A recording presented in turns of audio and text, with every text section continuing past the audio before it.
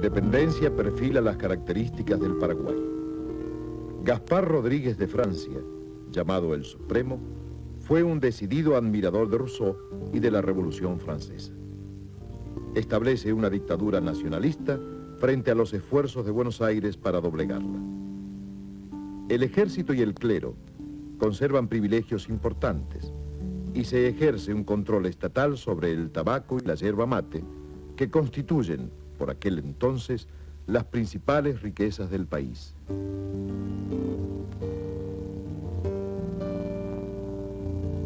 El Paraguay progresa durante el gobierno de su sucesor Carlos López, en el cual lleva adelante un proyecto capitalista con fuerte injerencia del Estado.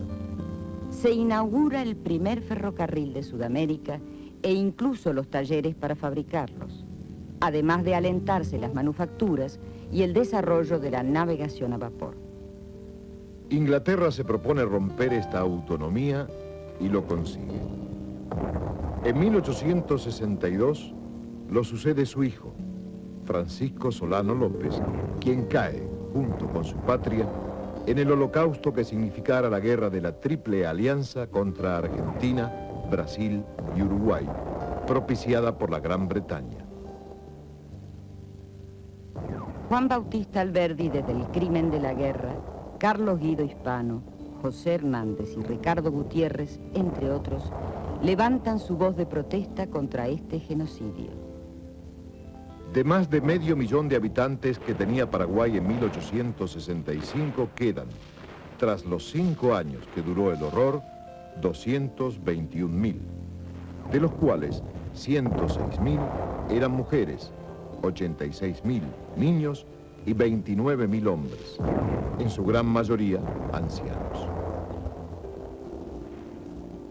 60 años más tarde, el descubrimiento de petróleo en Bolivia provoca conflictos entre las compañías que se disputan su explotación. Una vez más, intereses ajenos se enfrentan a los hermanos. Estalla la llamada Guerra del Chaco entre paraguayos y bolivianos.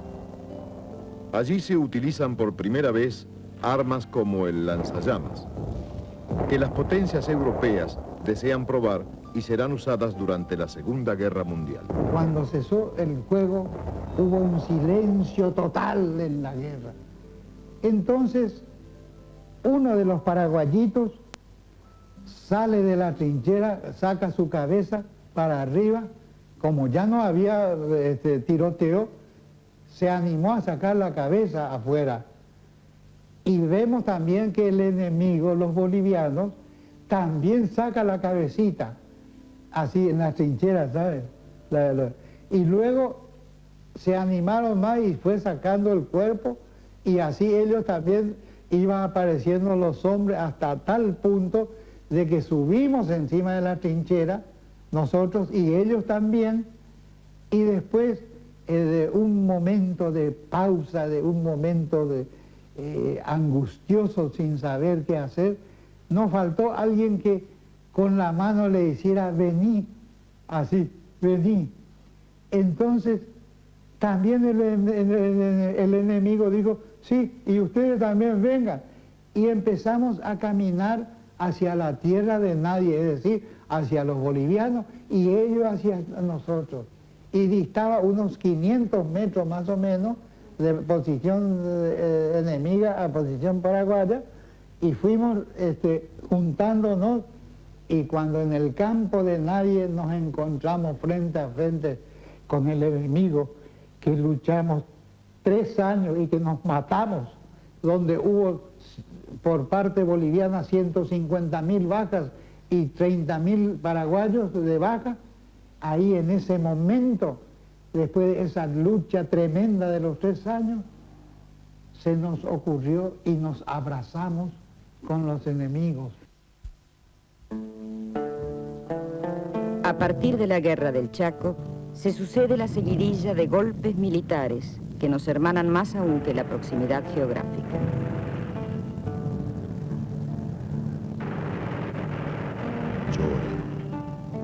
Llora Urutaú en las ramas del Yatay. Ya no existe el Paraguay donde nací como tú.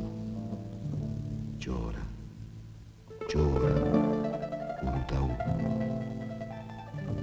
Ya no existe el Paraguay donde nací como tú, pero existe un pueblo valiente y mágico, dispuesto a hacerlo renacer desde otras tierras. De allí partieron. Y allí volverán a reconstruirlo con alquimias que le son propias.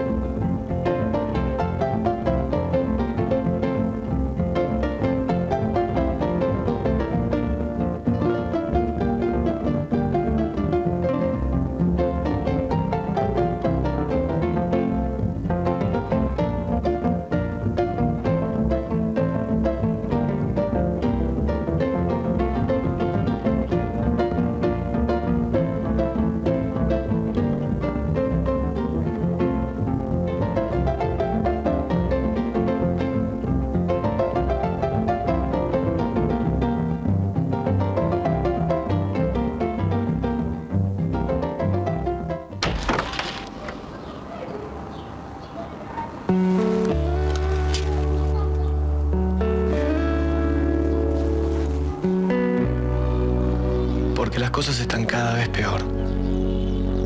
Porque nadie se pone de acuerdo. Porque pocos ponen el hombro. Por la deuda externa.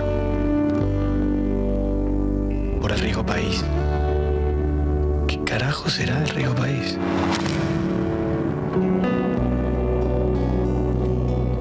Porque me cansé de esperar a ver qué pasa. Por los sueños que tengo. Por la gente que quiero. Por eso vuelvo.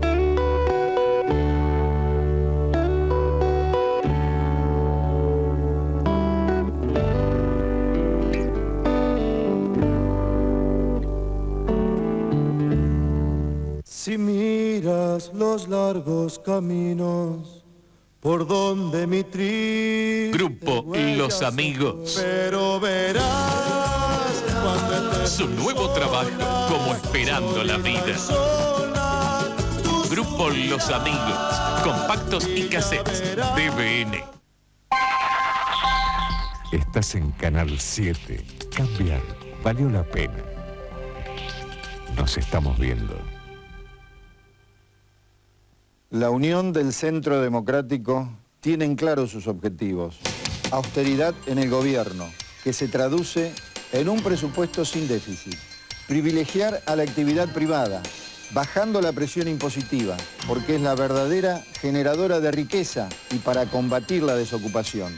Estamos creciendo. Ayúdenos con su voto. Unión del Centro Democrático. Una fuerza que crece. Lista 20.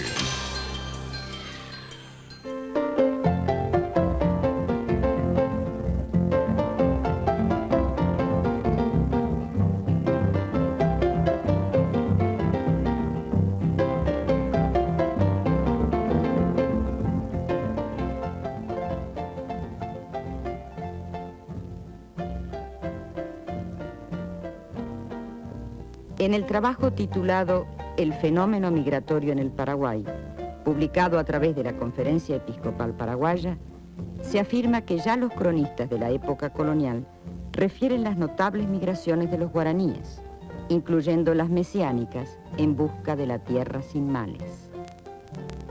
Hoy en día, la corriente migratoria de mayor magnitud es la que se ha asentado en esta, su otra tierra. No obstante, es sumamente difícil establecer el volumen de la población desplazada por la gran cantidad de inmigrantes que no consiguen regularizar su situación a través de los respectivos documentos.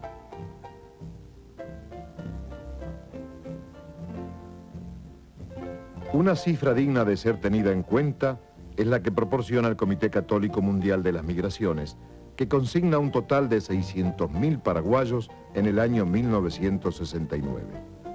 Las estadísticas de otras fuentes, como los censos nacionales argentinos, son muy inferiores debido a las razones mencionadas.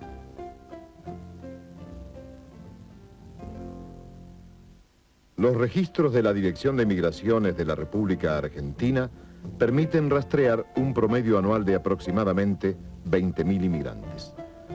De estos hechos, se podría inferir que, más que un fenómeno meramente coyuntural, habría fuertes contenidos estructurales en esta ininterrumpida corriente migratoria. Señala el sociólogo César Moyano que según el Censo Nacional de 1980, residían en esa fecha 260.000 paraguayos, cifra que ocupa el tercer lugar después de italianos y españoles en cuanto a número de miembros de una colectividad extranjera. Si bien había muchos migrantes a principios de siglo, el 85% de los censados habría ingresado después de 1947. Cifras. Pero ¿cuáles son sus historias, sus gestos, sus recuerdos? Resulta que yo vine con ese sueño que todo joven traemos para triunfar, ¿no? Y después, bueno, estuve en casa de un familiar, después un amigo mío me invitó a vivir en un hotel donde él estaba viviendo, un amigo de juventud, entonces vine a vivir con él. En una de esas, bueno, no encontré a otros amigos, estábamos solos y fui a la estación donde llegan los trenes de Paraguay. Y por ahí le encontré a un amigo mío, muy amigo de allá de Asunción. ¿A qué ibas a la estación? Y bueno, porque me sentía un poco solo y esa nostalgia ya que a uno le toma, entonces fui ahí y digo, ahí encontré un amigo mío que ya estaba viviendo acá. Y bueno, conversamos y él, no sé por qué, nunca me quiso decir dónde vivía, ¿no? Ya te voy a invitar, me decía, ya te voy a invitar. Y un buen día me invitó a su casa. No sabía realmente dónde vivía, ¿no? Hasta que fui a donde vivía él. Éramos muy amigos y resulta que vivía en una villa. Era por eso que no quería invitarme, ¿no? Porque allá vivía bien, tenía linda casa, ¿no? Todavía siguen teniendo allá. Entonces me encontré con él y por ahí me dijo, mira, dice, aquí están reorganizando la comisión vecinal y vos no haces falta, ¿por qué no venís a vivir acá con nosotros? Y bueno, yo no pensé dos veces, estuve como somos muy amigos y me quedé ahí, me quedé a vivir con ellos, no con ellos, sino en otra casilla que conseguí, ¿no? Estando yo ya en la villa viviendo, conocí a un maestro de escuela, maestro alfabetizador, maestro de adultos, ¿no? Es un muchacho macanudo. Yo estuve parado, estaba visitando las casas, nos encontramos, conversamos. En fin, después de una larga conversación me propuso a ver si yo podía ayudarle. ¿Vos habías estudiado en Paraguay? No, yo tengo apenas, no terminé ni el primario siquiera. No. ¿Y cómo lo ayudabas al maestro? Bueno, a mí me gustó leer siempre, casi puedo decir que soy un autodidacta, ¿no? Porque leí siempre y siempre me gustó ser maestro, ¿no? Entonces me dio mano libre para adoptar el método que a mí me interesaba. Bueno, y nos entendimos, conversamos con los alumnos y salimos adelante. Me sentí cómodo con ellos también y aprendieron conmigo algo. Y yo también de ellos, ¿no? Yo aprendí mucho con ellos. Recuerdo una anécdota, pero muy emotiva para mí, ¿no? Cuando me decía un hombre que ya tiene su hijo en la primaria casi terminando, y él estaba conmigo, era en el primer nivel. Y un día me dice, Don Villalba, me dice, ahora ya no pregunto el nombre de las calles, y hacerle las chapas, me decía. Desde las lejanas épocas de las misiones jesuíticas, la religión ha ejercido un rol preponderante en la vida del Paraguay. La devoción por la Virgen de Caacupé los une en su otra tierra con la misma fuerza que en la propia. Quizá más aún, la han hecho migrar con ellos en su corazón, en sus capillas, en sus hogares. El amor y la solidaridad que propone el cristianismo arraigaron profundamente en el espíritu de este pueblo tan perseguido y desangrado. El mensaje de Cristo parece llegar desde sus mismas fuentes.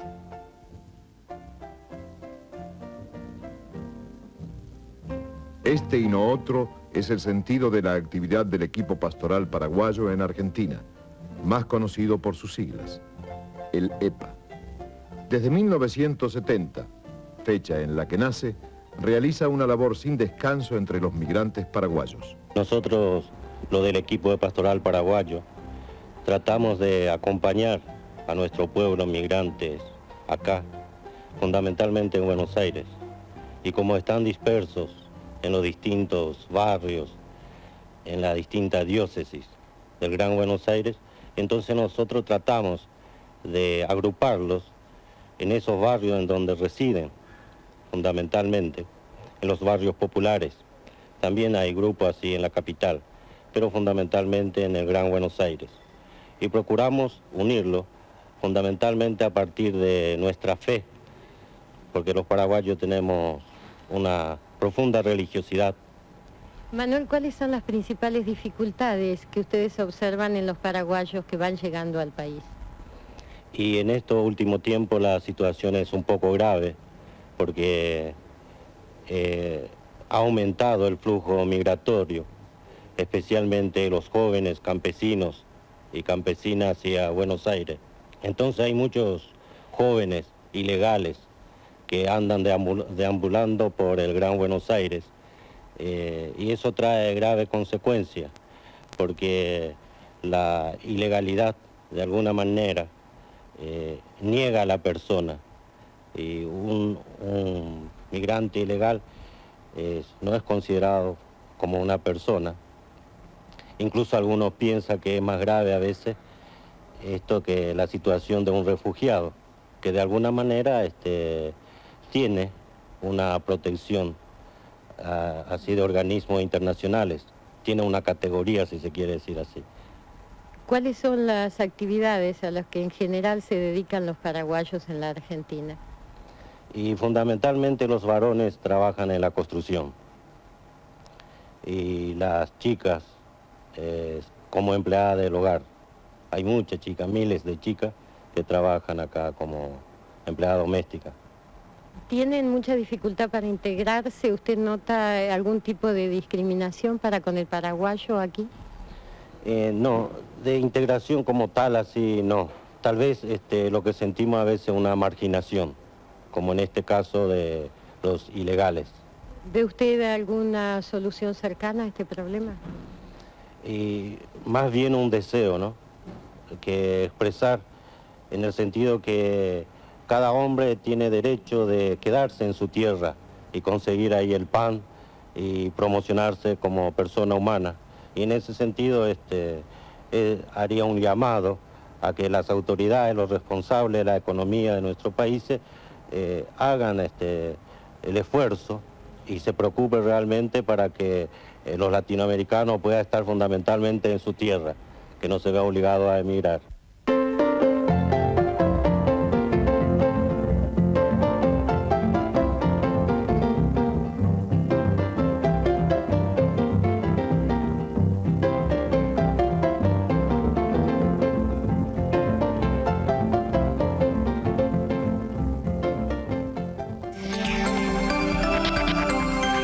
Este viernes, aquí en Canal 7, lo esperamos con nuestro desayuno. Con toda la actualidad, todos los servicios. Vamos a hablar de las encuestas, las últimas antes del acto eleccionario. El doctor Olmedo nos cuenta por qué cuando uno deja una dieta siempre vuelve a pesar lo mismo y vuelve a pesar lo mismo. Y también Tamara Di Tella. Humor, música, para sobrellevar la situación. Los esperamos bien temprano, a las 7, con nuestro desayuno. Más que noticias. Humanista, el partido de la no violencia. ¿Se acuerda cuando usted los votaba a ellos para no tirar el voto? Yo me acuerdo. Bueno, usted los eligió y ellos lo traicionaron. Le quitaron todo. Lo dejaron empobrecido, descreído y maltratado. ¿Y ahora qué piensa hacer?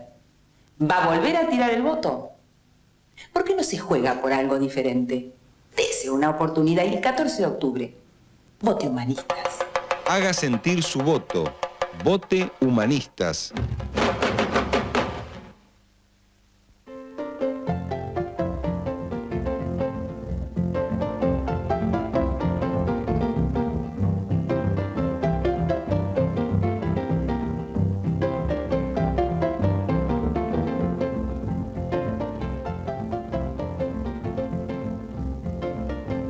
De allí partieron y de allí traían, junto a sus necesidades y carencias, toda la sabiduría de su mágica cultura. Guaraníes y sus mitos, españoles y su duende, paraguayos y su síntesis.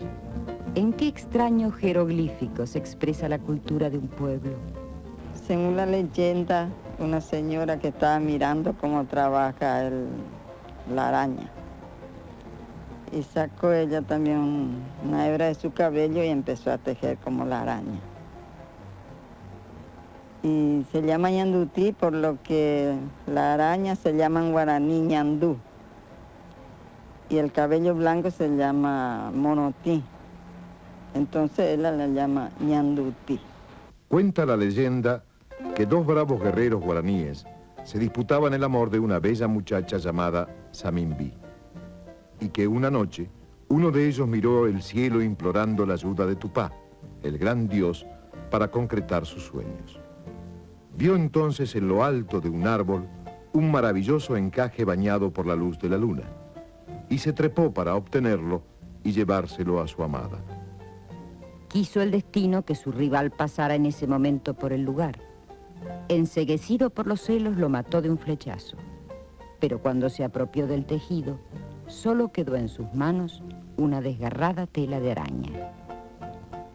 Acosado por los remordimientos, vagaba como loco por la selva.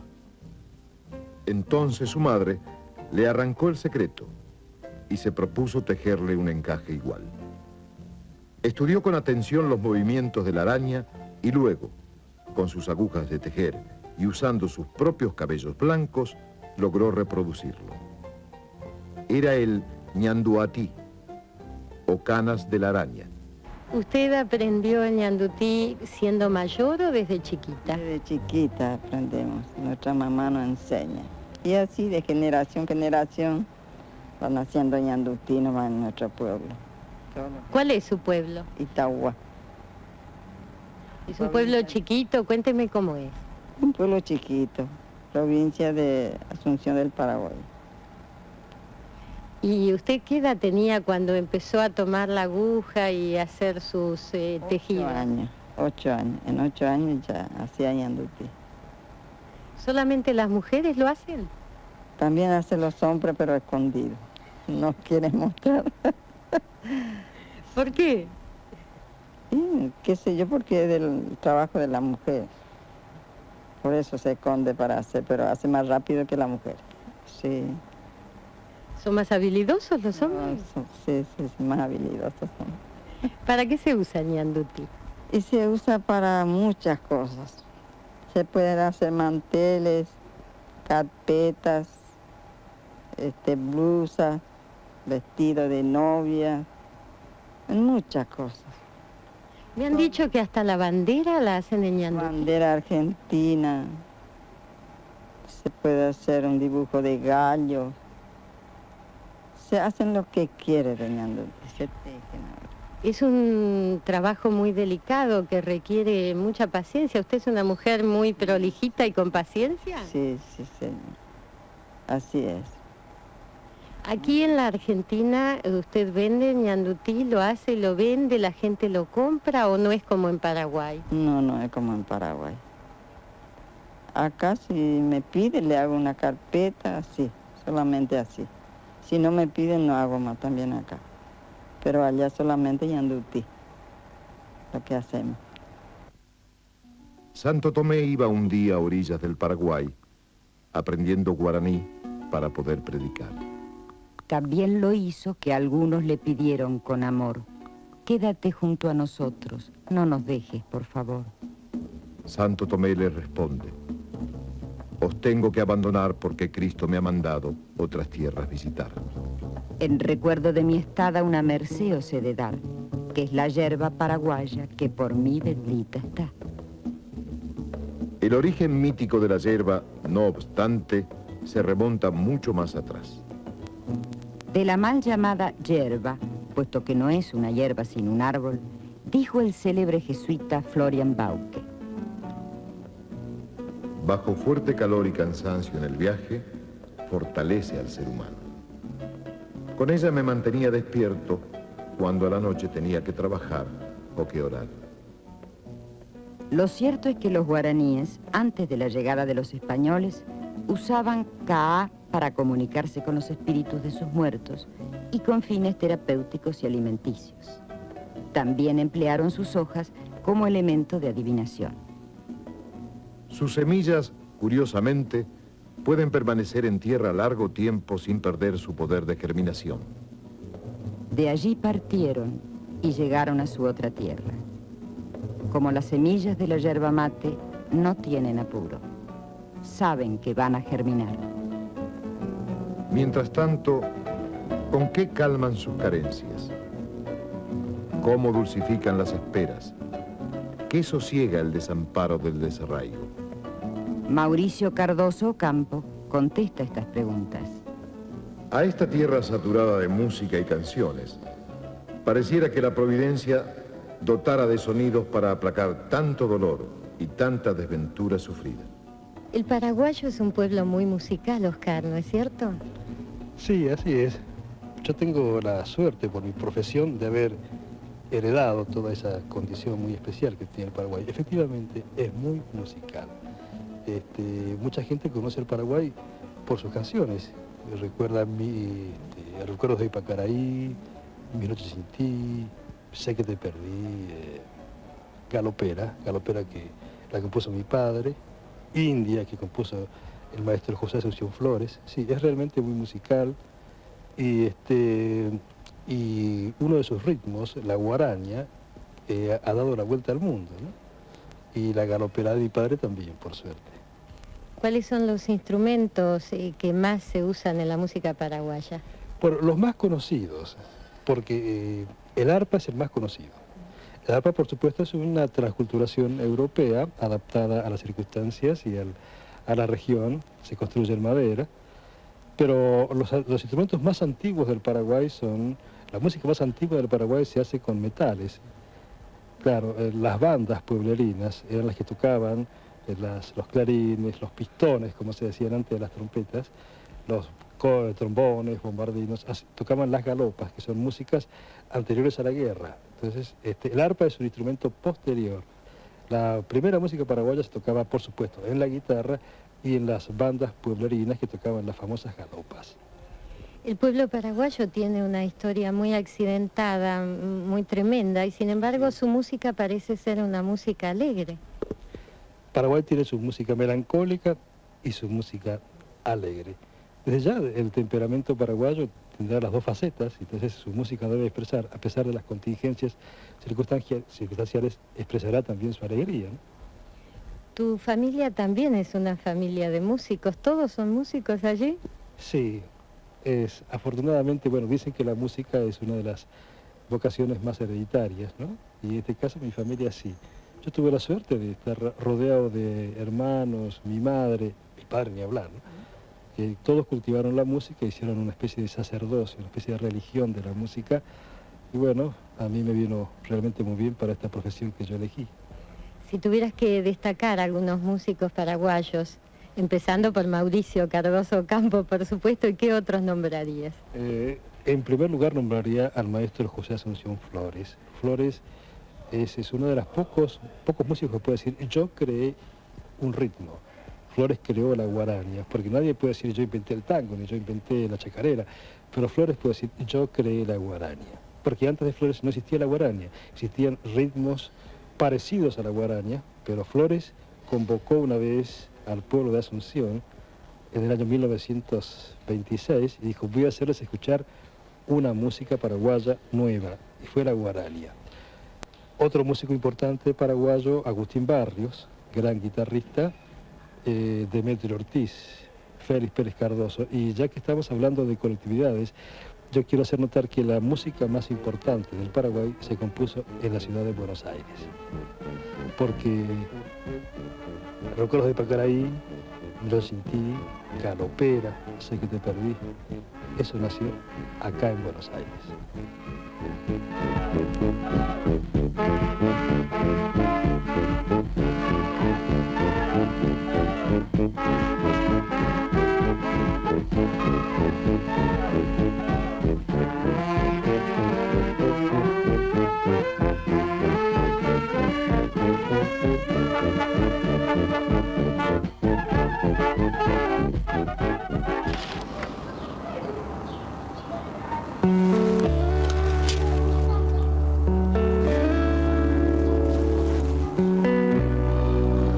Porque las cosas están cada vez peor. Porque nadie se pone de acuerdo. Porque pocos ponen el hombro.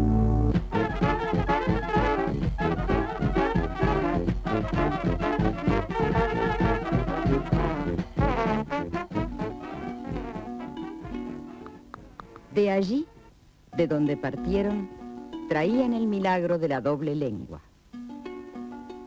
Un idioma es mucho más que un código de comunicación. Es una manera de hacer el mundo. Y América solo habla su raíz en Paraguay. Es un país reconocidamente bilingüe. El español es su lengua oficial y el guaraní su lengua nacional. Esta última es usada por más del 90% de la población, tanto rural como urbana. Varias fueron las causas de la supervivencia del guaraní.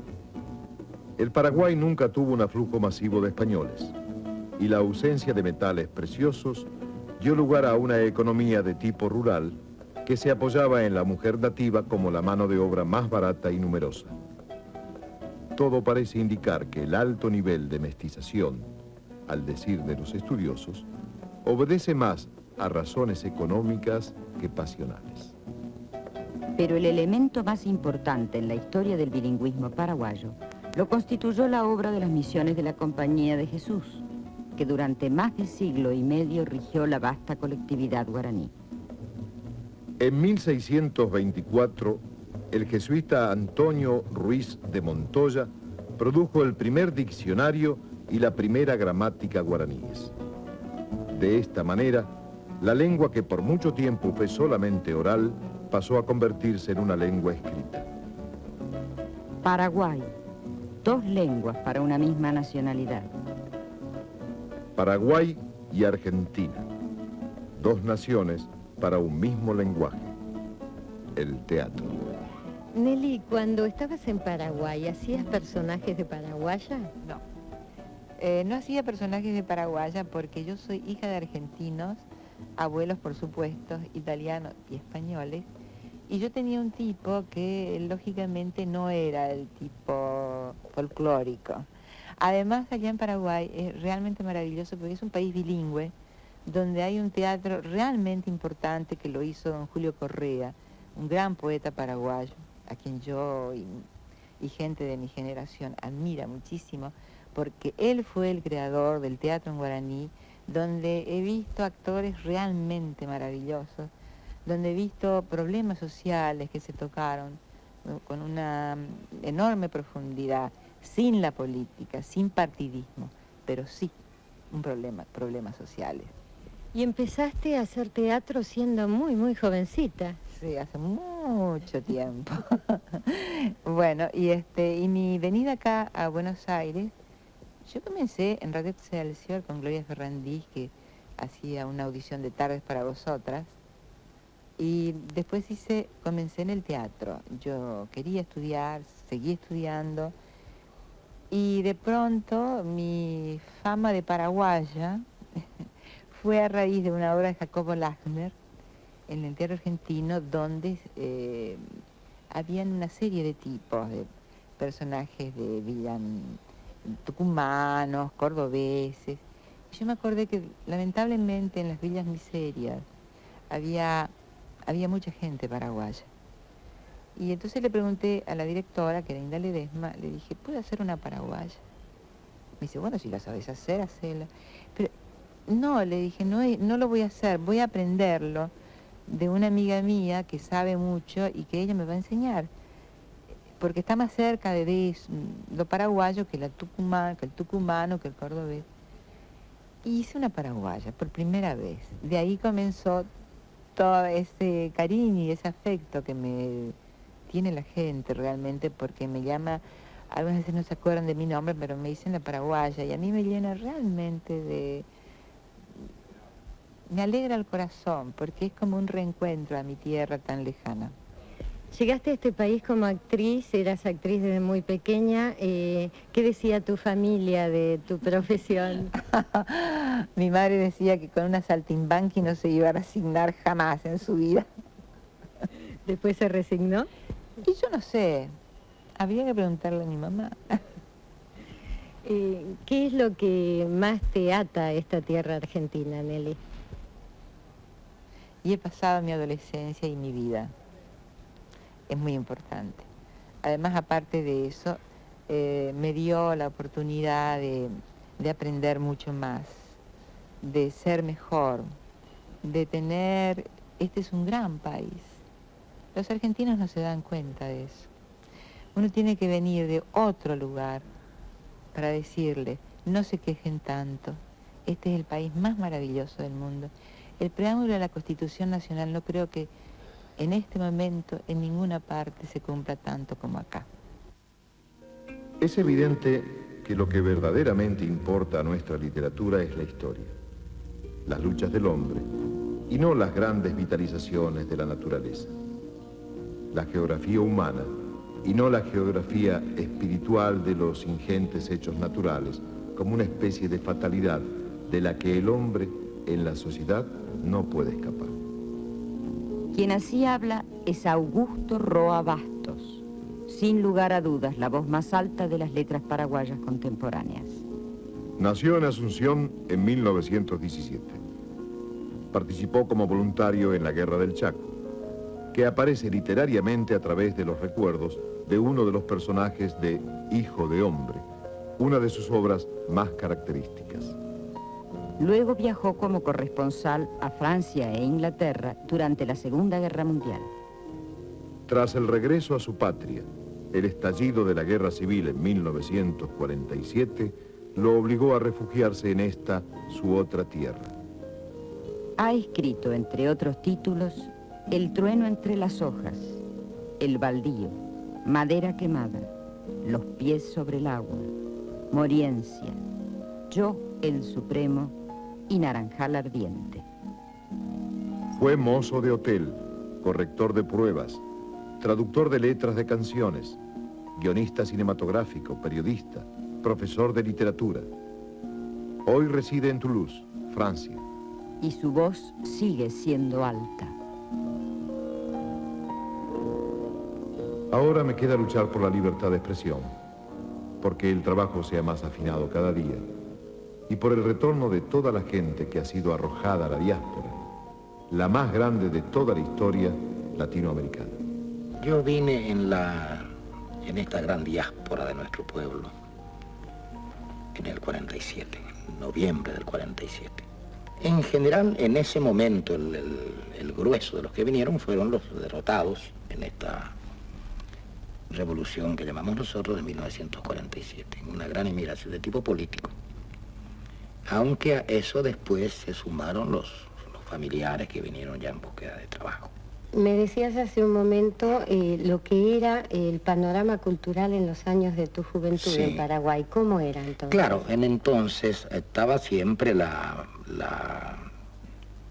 dos vertientes de la cultura paraguaya, ¿no? La que se desarrollaba en guaraní y la que se desarrolla en el español.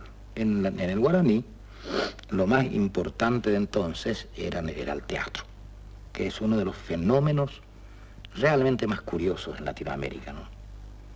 La posibilidad de un teatro de gran calidad, pero que tenía una gran repercusión a nivel popular, el teatro en guaraní, que se representaba tanto en el campo como en la ciudad.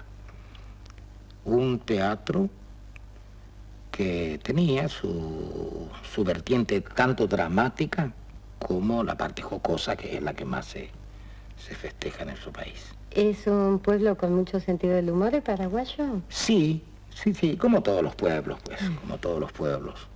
Y además del teatro, de la música, que es importante, ¿qué otras manifestaciones culturales son notables? La poesía, porque el paraguayo es muy auditivo, le gusta escuchar. Todavía en el Paraguay grandes multitudes van a escuchar poesía. cosa que vi, por ejemplo, también en el Perú. Mucha cantidad de gente va a escuchar. ¿Pensás volver a Paraguay algún día, Elio? Yo creo que sí. Yo he vuelto ahora y en mis proyectos está volver al Paraguay. ¿Y creo que es lo natural y lo que puede ser posible. Ese es el lugar donde... Sí, claro. Sí, en la sintonía psicológica natural con la tierra y con la gente que es de uno. De allí partieron. Los que aquí echaron sus raíces, bienvenidos sean.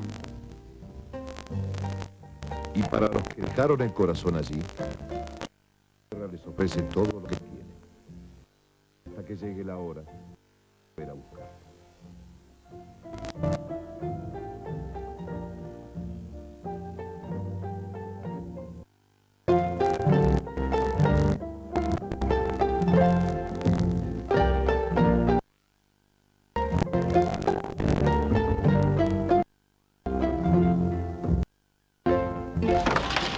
Porque allá no nos olvidemos de que el Paraguay es bilingüe.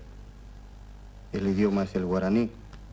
Y otro problema que es un problema actual en este momento es tal vez los documentos, los indocumentados. Que en este momento miles y miles de jóvenes paraguayos están viniendo a trabajar, pero tal vez no pueden porque están trabajando en negro, porque no tienen los documentos. ¿Vos a qué viniste? Yo vine a estudiar, vine a seguir mi carrera porque no había caso de seguir en Asunción. ¿Por qué? Porque la carrera que yo vengo a seguir no estaba abierta en Asunción. No había. ¿Y qué pensás hacer cuando te recibas? Irme. ¿Tenés allí, tenés posibilidad de trabajar? Sí, supongo que de aquí a 6 años se va a abrir un poco más el campo. Va a haber más perspectivas de trabajo. Yo vine de muy chica, ¿no? 8 años. Y el problema principal radicaba en el colegio. Porque yo estaba en un lugar donde había muchos alemanes. Y bueno, yo siendo morocha, parece que no, pero eso influía bastante, ¿no? Yo me sentí un poco rechazada. En el momento de la adolescencia fue lo más dramático porque la música que yo tenía acá en ese momento era la música argentina, mis amigos eran argentinos, todo el ambiente, ¿no? Y mis padres, bueno, cuando había momentos en que había que poner música, ellos querían la música paraguaya, el folclore de allá, ¿no? La polca, la guarania, todo eso. Y nosotros en mi casa, no solamente yo, sino mis hermanos también, enojados, porque queríamos escuchar lo nuestro que en ese momento era lo argentino, ¿no? ¿Ahora has cambiado de punto de vista? Ahora, en este momento uno nunca se siente, o sea, en el caso mío, ¿no? No me siento. Hay momentos en que me siento mal porque parece que fuera por momentos argentina y por momentos paraguaya y uno no es lo que se dice ni chicha ni limonada. ¿Cuál es la otra tierra? ¿La que está debajo de los pies o la que atesora sus huellas? Y es el país de mi infancia, la tierra de mi infancia, es Asunción. Yo nací en Buenos Aires, pero tengo todo un ancestro guaranítico que se me sale por los poros. Yo soy muy paraguayo, soy hijo de padre y madre paraguayo. Mi padre vivió 40 años en Buenos Aires, volvió a Asunción y vino a morir a Buenos Aires. La otra tierra pienso que sería esta justamente donde estoy viviendo, donde tengo mi familia allá, tengo una esposa argentina, un hijo argentino propio de 5 años y otro hijo argentino en el afecto que hoy tiene 18 años.